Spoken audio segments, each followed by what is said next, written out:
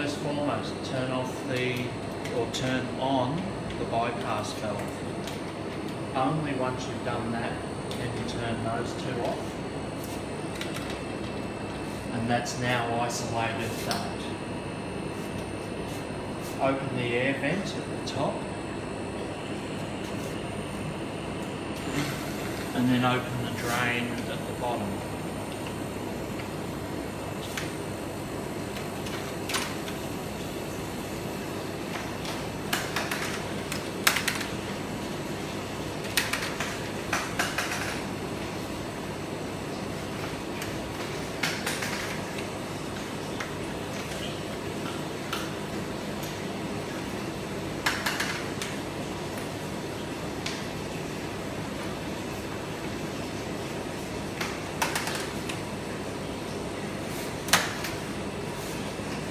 Just loosen the back too, they don't fold down,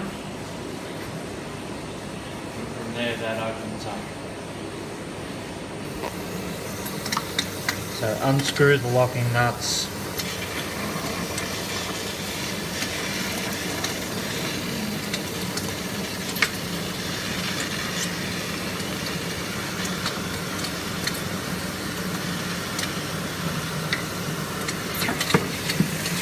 Comes out.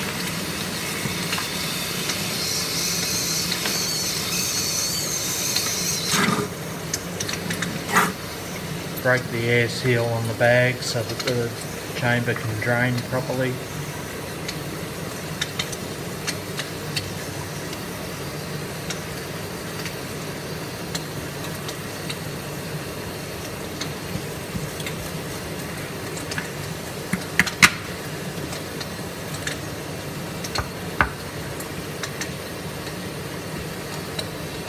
And then just let the water level drop. Okay, so once the water level has drained out of the filter bags enough to allow you to pull them up, they come up like that. Usually they'll still have a fair bit of water in the bottom. They drain slowly when they're dirty. Lift them up, take them over and dump the excess water down the drain, and then they go to the bin for waste. That then leaves you with the bag retaining ring, which comes up. You'll notice it has a notched side on it. It's different to the other one. So put this one down separately.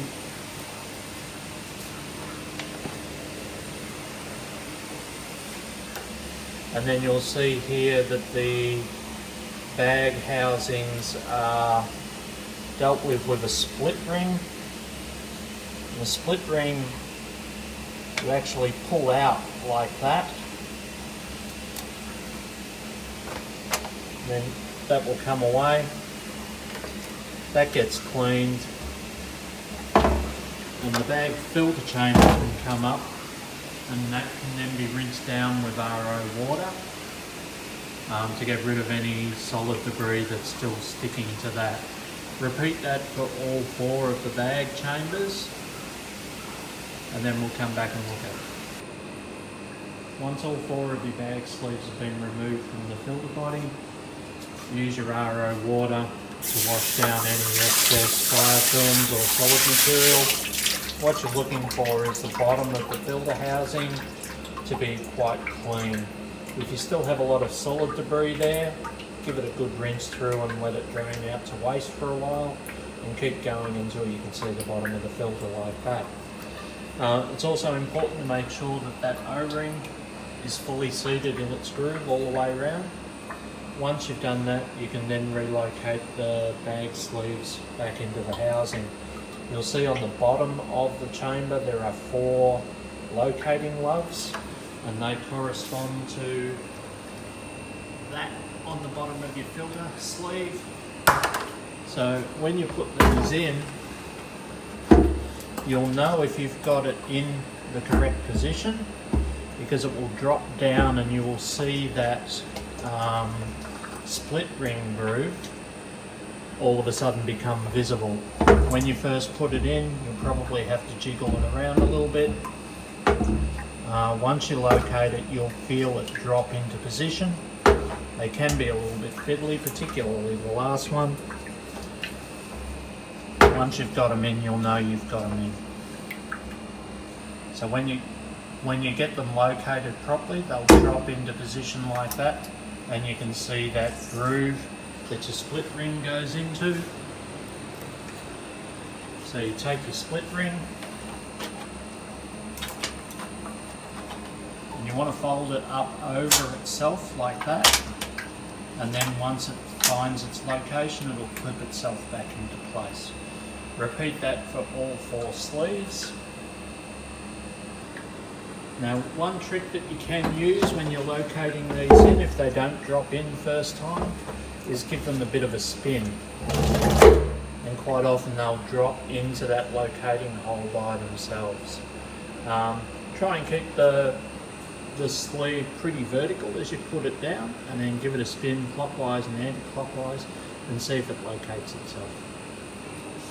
So with all 4 of your sleeves back in place and that O-ring sitting neatly in the groove all the way around, then take your bag plate. This is the one that has the grooves in it, and you put it into place with those grooves facing upwards.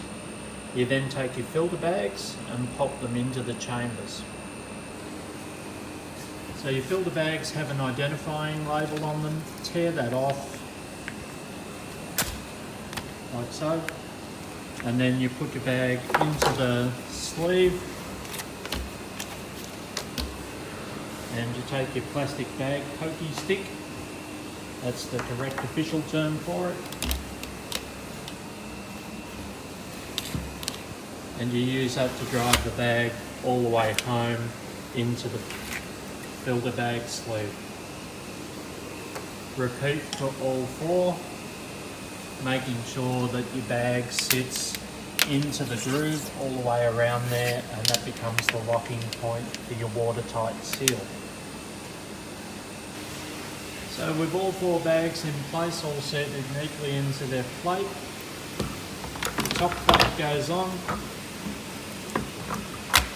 located into place. Take your locking nuts and screw those into position, making sure that you don't cross thread them.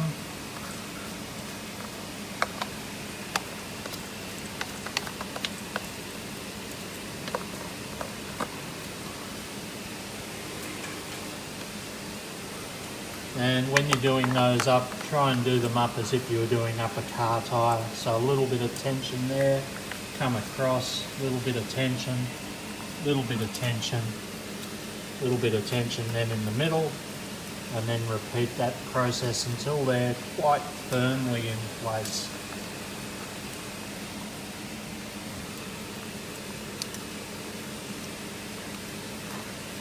Usually I'll go around the tightening thing 3 times to get them quite firm. Alright, so once you've got your bags back into place, it's time to start to refill this chamber. First thing that we need to do is to isolate the drain, or close the drain off. So we come back down to this valve here, and we turn it across the pipe. We're looking here at the 2 blue valves. We'll leave the orange bypass valve open at this point, and you gradually start to add a bit of water into the filter housing by opening the top blue valve slightly. So the idea here is not to have water gushing into this filter chamber, but rather just to slowly start to fill this chamber up. We're looking to bring the water level in this chamber up close to the top of the filter housing, so we're looking for a water level around here, and it will take a couple of minutes for it to reach that at this sort of flow rate. Then bring the lid of the unit back down into place, like so. Put all of your locking studs back up into position, and just loosely tighten them so that they don't fall over. Not looking to create any degree of tightness, you just get them to stay in place. So do that with all of the fittings, and then we'll look at the correct way to tighten the lid up. So once all your blue handles are up and in place, you can start to tighten them up. Now again, do it as if you were changing a car tyre. You want to try and bring this whole assembly down with an even pressure. So moving backwards and forwards across the top of the lid on a diagonal, doing ones up as you go, so that you're bringing a reasonably even amount of pressure across the entire surface, rather than just pulling down hard on one side first while the other side is left open. So crisscrossing across the top, making sure that the handles get done up quite firmly. They don't have to be excessively tight, but they should be definitely firm. Just go around, give them the last check before you go.